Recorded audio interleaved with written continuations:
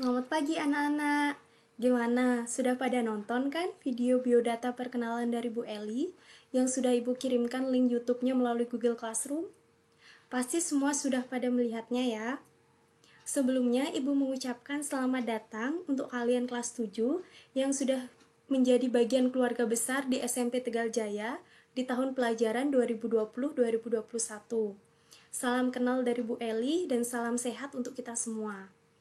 Semoga virus pandemi corona ini segera berakhir sehingga kita bisa langsung tatap muka di sekolah dan saling memperkenalkan diri secara langsung.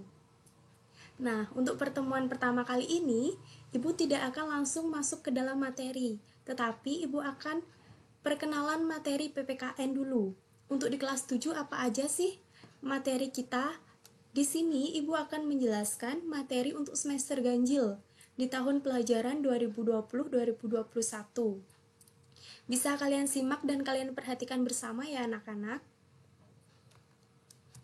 Dan kalian juga bisa mencatatnya. Untuk nilai PPKN, KKM di kelas 7 itu adalah 77. Ibu tekankan sekali lagi ya, untuk KKM PPKN-nya itu adalah 77. Yang pasti juga berbeda pada saat kalian masih di SD kemarin.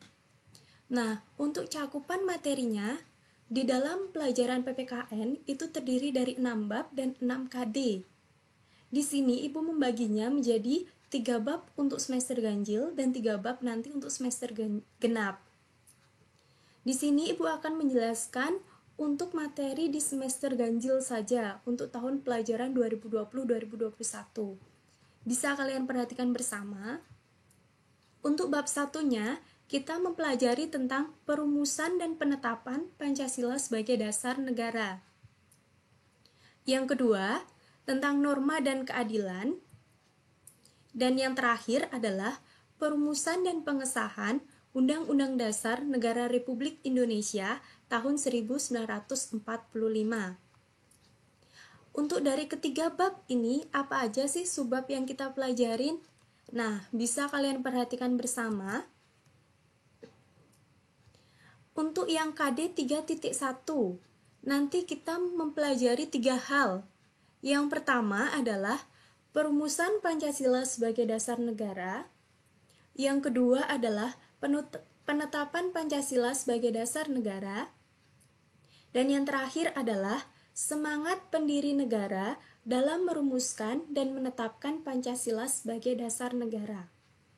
Kalian pasti sudah belajar tentang Pancasila pada saat kalian di SD. Tetapi pada saat di SMP nanti di kelas 7 ini, kita mempelajarin Pancasila sebagai dasar negara itu apa aja sih? Mulai dari sejarah Pancasila, sejarah terbentuknya negara, sejarah terbentuknya Indonesia merdeka, itu akan kita pelajarin di bab 1 ini. Bagaimana sih sejarah Pancasila itu bisa dijadikan suatu dasar negara? Itu pasti melalui suatu proses yang sangat panjang dan tidak mudah yang dilakukan oleh para pendiri kita. Contohnya, yang dilakukan oleh Pak Insinyur Soekarno, Pak Rajiman Widyodiningrat, Pak Muhammad Yamin, dan lain sebagainya. Kalau kita bicara tentang perumusan Pancasila sebagai dasar negara, pasti nanti kita tidak akan lepas dari bagaimana sih prosesnya. Contohnya, nanti kita akan membahas tentang terbentuknya BPUPKI, terbentuknya PPKI. Kalian pasti sudah tidak asing lagi, apa sih itu BPUPKI, apa sih itu PPKI. Yang pasti, di antara keduanya itu adalah berbeda. Tetapi tujuannya adalah sama, untuk membentuk suatu negara Indonesia berdasarkan Pancasila sebagai dasar negaranya. Itu untuk di bab 1 dan KD 3.1 ya. Selanjutnya, di bab 2 kita mempelajari tentang norma dan keadilan. Cakupan materinya juga ada 3. Yang pertama adalah norma dalam kehidupan bermasyarakat. Yang kedua, arti penting norma dalam mewujudkan keadilan. Dan yang terakhir adalah perilaku norma dalam kehidupan sehari-hari. Secara sadar ataupun tidak sadar, setiap hari, setiap kehidupan kita pasti sesuai dengan norma yang kita ada di masyarakat, walaupun kita secara tidak sadar sudah menjalankan norma tersebut. Contoh dari beberapa norma, misalnya norma keagamaan, norma kesusilaan, norma kesopanan, dan norma hukum. Itu adalah contoh dari beberapa norma yang ada di Indonesia. Untuk lebih lanjutnya, untuk materi norma, nanti kita akan bahas di bab 2 nanti. Selanjutnya, yang di bab 3 itu adalah perumusan dan pengesahan Undang-Undang Dasar Negara Republik Indonesia tahun 1945. Ada 3 juga cakupan materinya. Yang pertama adalah perumusan dan pengesahan Undang-Undang Dasar Negara Republik Indonesia tahun 1945. Yang kedua, arti penting Undang-Undang Dasar Negara Republik Indonesia tahun 1945 bagi bangsa dan negara Indonesia. Dan yang terakhir adalah peran tokoh perumus Undang-Undang Dasar 1945.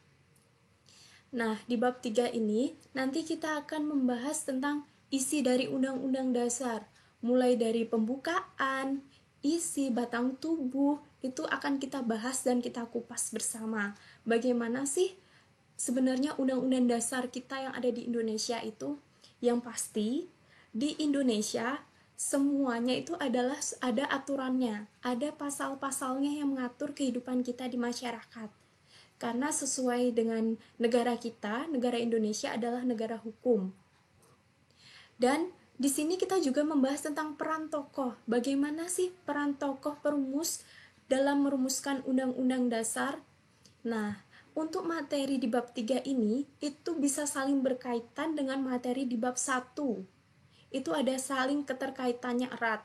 Jadi, di sini ada perumusan Undang-Undang Dasar 1945, bagaimana di bab 1 itu nanti juga akan menjelaskan bagaimana sih rancangan suatu Undang-Undang Dasar Indonesia itu terbentuk.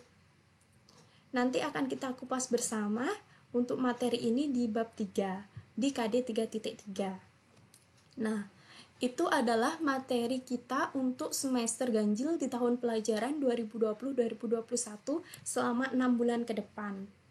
Semoga dengan apa yang Ibu sampaikan, kalian bisa memiliki gambaran. Apa sih yang akan kita pelajari nanti selama 6 bulan ke depan? Apa sih yang harus kita persiapkan untuk mempelajari ini? Yang pasti, pesan Ibu yang penting kalian tetap sehat, tetap stay di rumah. Jika tidak ada kepentingan keluar, tetaplah kalian di rumah. Yang terakhir, bisa kalian perhatikan bersama, tadi Ibu sudah menjelaskan, itu adalah materi PPKN kita di semester ganjil di tahun pelajaran 2020-2021. Ini adalah beberapa pesan dari Bu Eli, bisa kalian perhatikan bersama. Kalian di rumah tetap jaga kesehatan, jaga kebersihan, tetap stay di rumah. Jika terpaksa keluar rumah, jangan lupa untuk memakai masker. Terapkan social distancing, rajin cuci tangan atau memakai hand sanitizer, tetap patuhi protokol kesehatan, tetap bersemangat walaupun belajar dari rumah. Nanti untuk teknik penilaian di pembelajaran PPKN ini, Ibu akan memberikan teknik penilaian tetap secara online, baik melalui Google Form, baik secara tertulis ataupun non-tertulis. Non-tertulis artinya kalian bisa mengetik langsung dan mengirimkan jawabannya nanti melalui Google Classroom.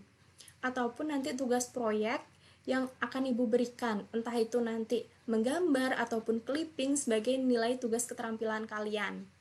Untuk lebih jelasnya, nanti di saat kalian pertemuan udah memasuki di bab, nanti Ibu akan menjelaskan ketika kita akan melakukan proses penilaian, bagaimana proses penilaian yang akan Ibu ambil. Untuk minggu depan, kita bisa langsung untuk memasuki pembelajaran di bab 1. Ibu harapkan kalian bisa mempersiapkannya dengan baik, tetap bersemangat, dan jangan lupa tetap patuhi penerapan yang telah diterapkan oleh pemerintah. Sekian dari Bu Eli, terima kasih atas perhatiannya dan tetap bersemangat.